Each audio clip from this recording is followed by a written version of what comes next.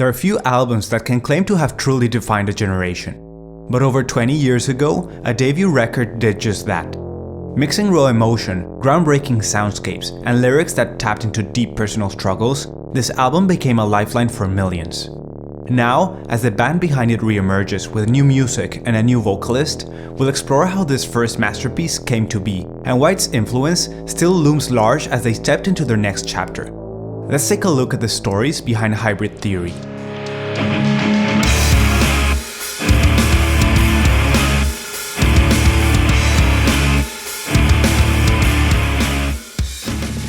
The opening track to Hybrid Theory talks about paranoia and that relentless inner voice that criticizes and scrutinizes every action and thought.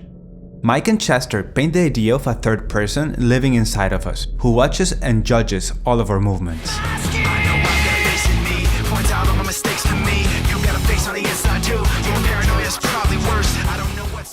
Linkin Park is no stranger to these topics of paranoia and anxiety. The whole band has always been an advocate for mental health as they have struggled with these problems themselves. Chester Bennington frequently spoke about his battles with depression and anxiety. He once said, he has been able to tap into all the negative things that had happened to him throughout his life by numbing himself to the pain, so to speak, and kind of being able to vent it through his music. But looking at the song on a more musical standpoint rather than its lyrics, the fact that the song opens the album is not coincidental and goes hand in hand with the fact that Linkin Park were pioneers of the nu metal genre. Mike stated in an interview with Kerrang that as soon as it was a song, he knew that he wanted Papercut at the front of the record. To this day, it feels like it combines so much of the DNA of the band at the time. The beat was influenced a lot by Timbaland. When the guitar kicks with a very cutting edge, that's what you call nu metal now type of sound. And underneath that, there was a drum and bass beat happening at the same time. So within the first 20 seconds, you're getting three major genre touchpoints jammed together. Following Papercut, we get the lead single of Hybrid Theory, One Step Closer, which deals with themes of anger and feeling overwhelmed. The song came about during a really stressful time for the band. They were struggling with the recording process, and both Chester and Mike were frustrated with their producer Don Gilmore. Chester said he had rewritten the lyrics over 30 times for him, and he didn't seem to like anything of what he wrote. This experience inspired the classic opening lyrics of the song. I cannot take this anymore. Saying everything I've said before. All these words, they make no sense. Then, the chorus came from all that bottled up frustration.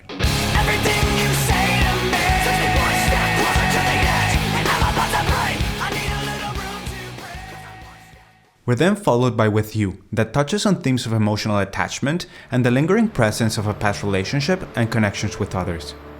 Phrases like, even if you're not with me, I'm with you, show how this person has been unable to move on while the other one has.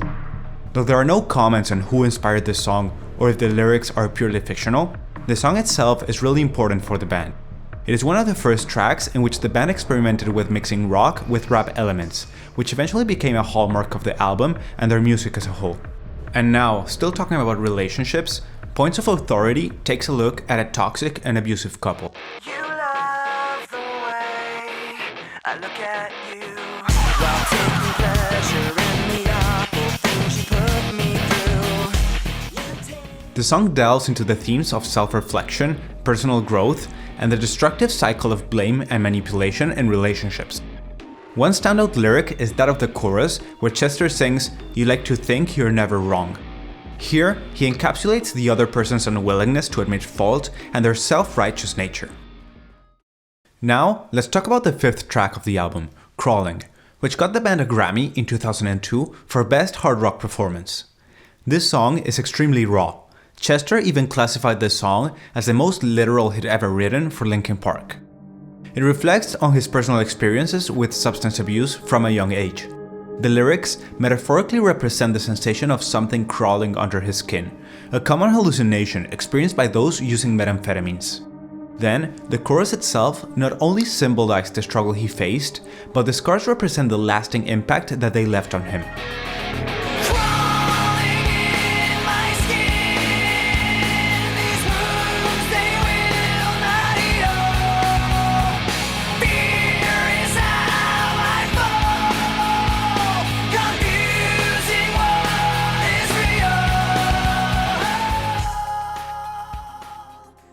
Mike revealed in an interview that Chester had written the line, "Fear is powerful" in the chorus.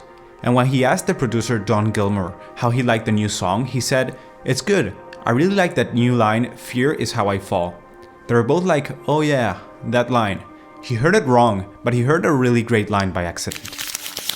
Then, in a similar style as Crawling, we get Runaway, a song with short rap verses from Mike that wasn't really positively received by critics. Like many Linkin Park songs, this song expresses betrayal and disillusionment. It sees a protagonist trapped by lies and fake promises given by authority figures or societal structures. We can see all these themes throughout the band's discography, as they've always been extremely vocal about their discontent with oppressing figures. Then, on By Myself, we capture the essence of battling one's inner demons and the fear that no matter what one does, things will go wrong. It's a song that expresses a sense of frustration and helplessness, as the protagonist grapples with the inability to rely on themselves and the constant feeling of being overwhelmed. But now, before we get to the story behind one of Linkin Park's most influential songs, let's take a look at how the band got here to write this album in the first place. In 1996, high school friends Mike Shinoda, Rob Burden, and Brad Delson started recording demos in Mike's makeshift bedroom studio. They recruited Joe Hahn, Dave Farewell, also known as Phoenix, and Mark Wakefield, and they formed the band Zero, with an X. This original band name would eventually change. However, the band's new LP, From Zero, is a double entendre that references the band's origin and their original name. At the time, the band performed several shows, and though people were pleasantly surprised by them, they were unable to land a record deal. Jeff Blue, the vice president of A&R for Zomba Music, offered them constructive criticism, but he believed the band needed a new vocalist. After some internal struggles and minor changes in the band's lineup, they were introduced to Chester Bennington by Blue in 1999. His dynamic singing style gave new life to the band, and with his arrival, they changed the band's name from Zero to Hybrid Theory.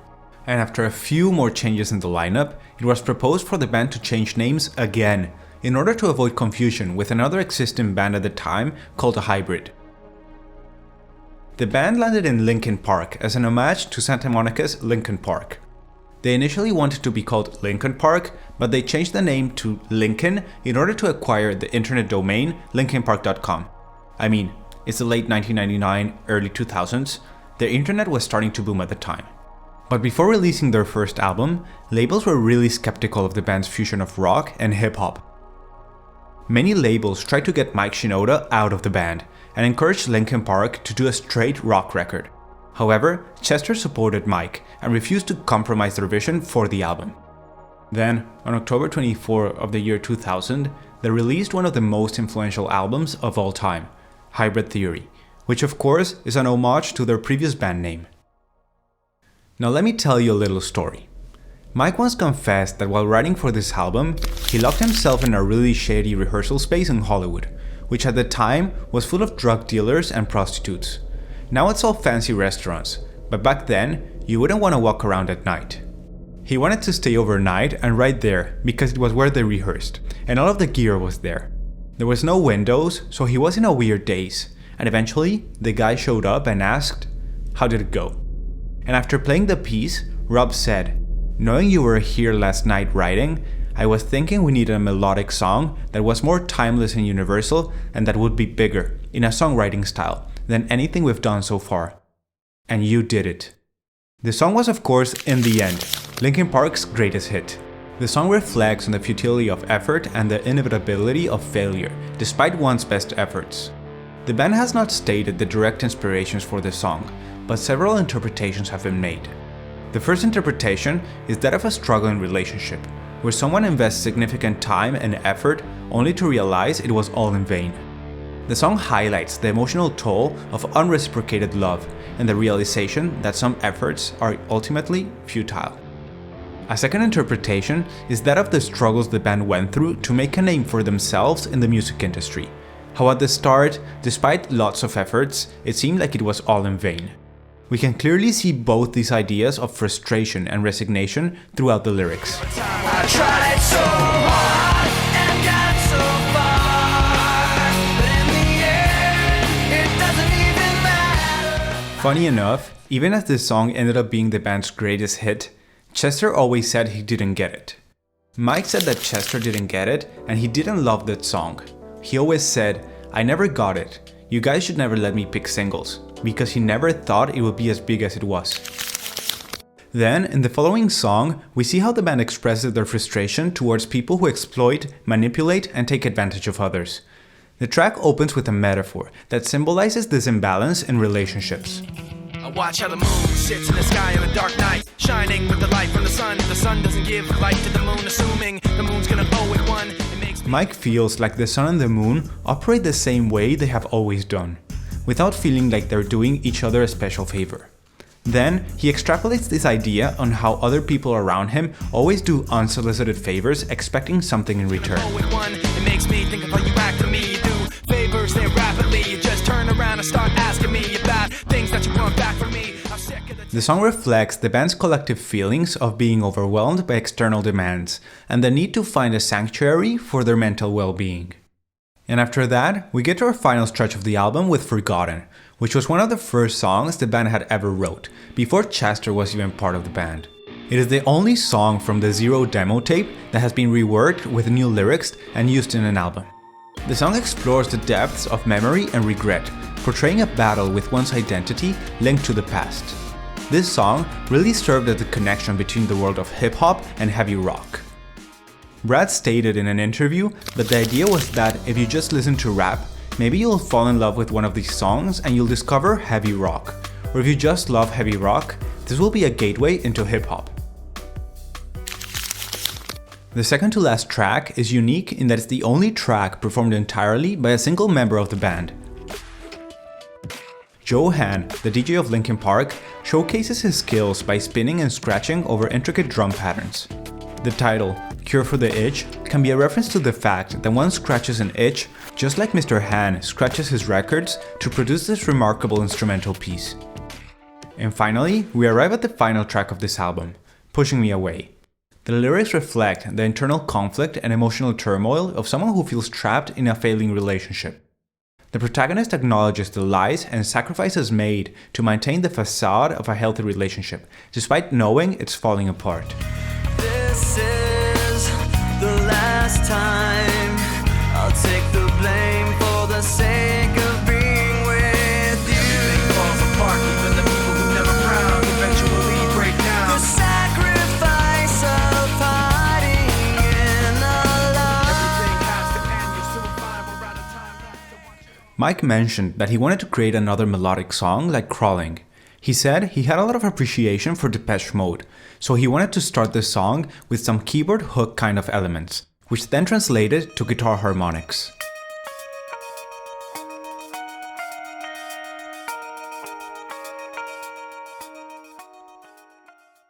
And that wraps up the tracklist of the album. But let's quickly take a look at this iconic artwork, because many people are unaware that Mike Shinoda actually designed this cover with the help of their art director, Frank Maddox. Before pursuing his career as a professional musician, Shinoda had studied graphic design and illustration at the Arts Center College of Design in Pasadena, California. Mike actually envisioned an album cover that represented the band's style and the whole album, an album cover that represents the merging of two genres, of rock and hip-hop, and that embodies the hard and soft sides of the record. This is how he landed on a soldier with dragonfly wings. The soldier symbolized the heavier tracks like One Step Closer and Points of Authority, while the wings represent the softer material, including In the End and Runaway. This soldier can also be seen on the different singles of the album. Mike stated that he was inspired by the English graffiti artist Banksy, alongside other artists of the scene. We can clearly see the inspiration on the stencil-driven style of the artwork. The cover also features scrambled lyrics from the album's songs within the background. And as a cherry on top, this duality that is seen in the winged soldier is also present in the album's name, Hybrid Theory, directly referencing the mixing of genres and diverse sounds of the record. At the 44th Grammy Awards in 2002, Linkin Park secured the award for the Best Hard Rock Performance with their song Crawling. However, they missed out on the Best New Artist award to Alicia Keys, and the Best Rock Album to U2's All That You Can't Leave Behind. To date, the album has sold 27 million copies worldwide, which makes it the best-selling debut album of the 21st century. And as of September 2020, the album has been certified diamond, over 12 times platinum. It is undeniable that the record will forever be regarded as one of the greatest rock albums of all time, and its impact on the music scene is truly unmeasurable. This can also be said of the third album, released by a trio of punk rockers in 1994, talking about disillusionment and rebellion, anxiety, sexual identity, and LSD. You can see the inspirations behind one of rock's most influential albums on my video uncovering the stories behind Green Day's Dookie. I'll leave you guys with the video so you can check it out. So don't forget to like and subscribe, and see you soon with another video.